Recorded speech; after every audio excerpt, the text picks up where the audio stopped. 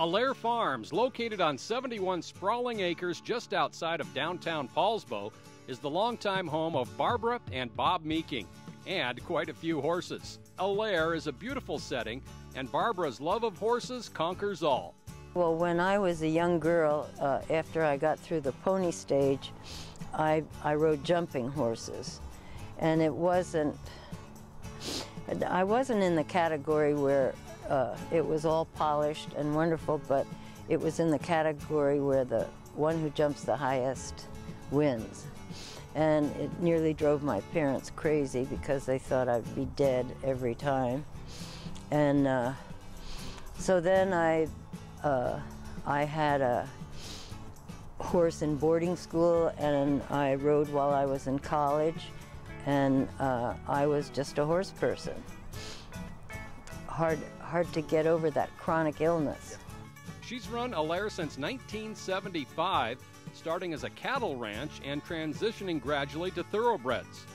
Looking to move away from Mercer Island, I had a farm in Issaquah and came over here and found this farm. It was a cattle ranch. All the buildings had flat roofs, and they all leaked. You must never have a flat roof in Pacific Northwest. Through the course of 1975 to 2011, almost 12, we've just been fixing fences and adding paddocks and building little buildings for shelters. Bob Meeking got his initial trainer's license as a British Columbia teenager back in the 1940s, one of the youngest ever in that province. He's been a regular in Washington State since the 50s and joined Barbara at Allaire in 1985. A friend of mine said, "I want you to meet my trainer, and you should really gussy up a little bit because you're single and he's single." So they were coming at 11 o'clock one day, and I was out in my mud boots, and it was raining hard, and I knew I had plenty of time because it was 10 o'clock and I was coming in. Here came Bob Meeking and his client, and so there was no way for me to clean up and look beautiful, and if that was possible at all. So anyway, then finally we got married, and it was a farm person and a horse trainer. How perfect does that get? One of the Northwest's most respected trainers, Bob spends half the year at Emerald Downs and the other half at Allaire.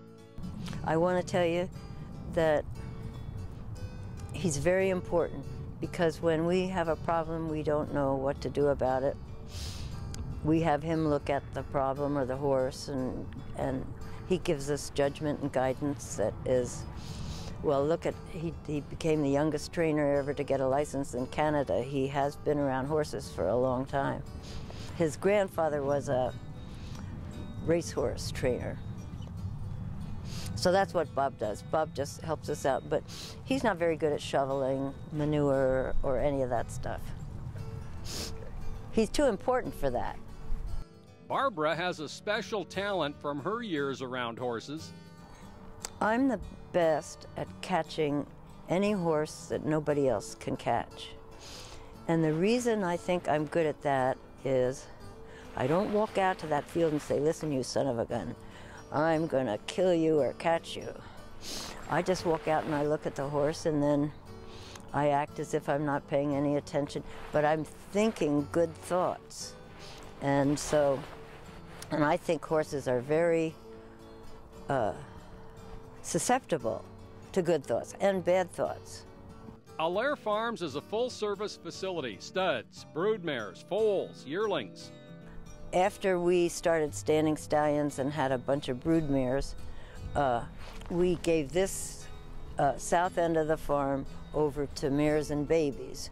And so the grass is always pretty good here, and it's subdivided in enough things so that the youngest baby doesn't go with the mare with the oldest baby, and a lot more stalls, and we have a round pen, and we have an overhead jogger in the big arena. We've just been concentrating at this farm on the stallions that we had, and we've had Succession, Phone Order, Polish Minor, Polish Gift, And now we have Tricky Trevor, and we have the new stallion, Rally and Cry. Tricky Trevor, a winner of 20 races and $700,000, is standing his second season at stud. He ran in the 2007 Longacres Mile, and his biggest win was in the Grade 2 Churchill Downs Handicap. And there goes Tricky Trevor taking off. Tricky Trevor's taking the lead and opens up now with Distinction Game. Battle one up the inside. Saintly Look is next to Late Charge from Level Playing Field. Final furlong. Tricky Trevor clear. Tricky Trevor and Russell Bays to win the Churchill Downs Handicap. Tricky Trevor by nearly 3.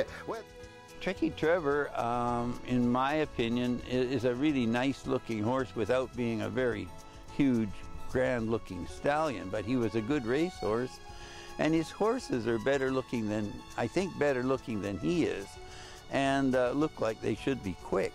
Rallying Cry is greatly anticipating his first year as a sire. He's impressive in both blood and build by War Chant and out of a stakes-winning mare by Seeking the Gold. Rallying Cry was a successful runner too, having won 9 races at 5 different tracks. Rallying Cry, yeah. And Barbara didn't mention one of our favorite studs we had here, Consigliere. She forgot about him, but we forget a lot lately. Winter and spring bring breeding season to Allaire. February comes. February 7th is when the breeding shed opens. And a little bit before them, not before January 1st, however, the mares start foaling. And that's my main job. I'm the midwife, and I think I've delivered maybe 600. So that happens in all through January to May.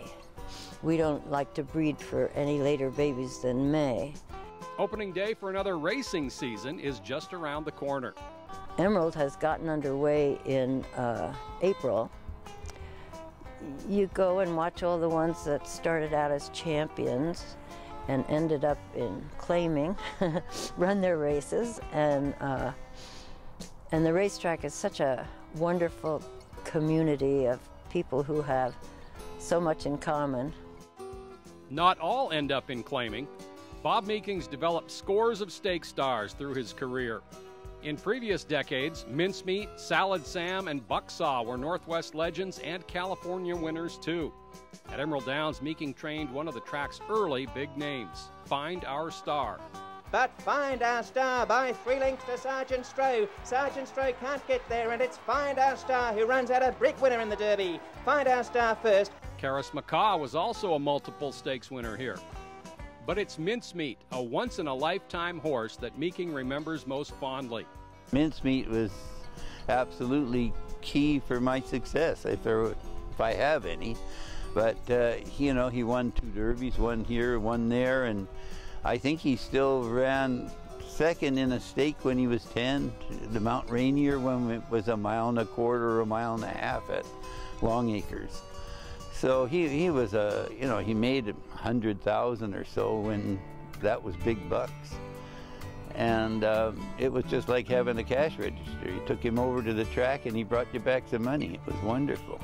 This Emerald Downs season, Meeking has returning winners and promising youngsters. The ones that are coming back, I hope, are the ones I ran last year. Allure Girl, Tweety Pie, who eventually won a race in the last part of the meet, the last day practically, I think.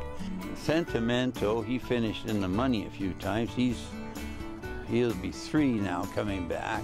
And I have his full brother here, Being Broken. I'm looking forward. I always look forward to racing again and hope it's a success for myself particularly and the rest of the guys. Maybe. Barbara Meeking's ready for whatever the year presents. You cull your herd as best you can, and you start all over with the fall, where you do all the fence mending and work that you didn't get done the rest of the year. But it's busy always. I never catch up. The Meekings may never catch up, but they're always working hard, and Washington racing is much better off with their lifetime of contribution.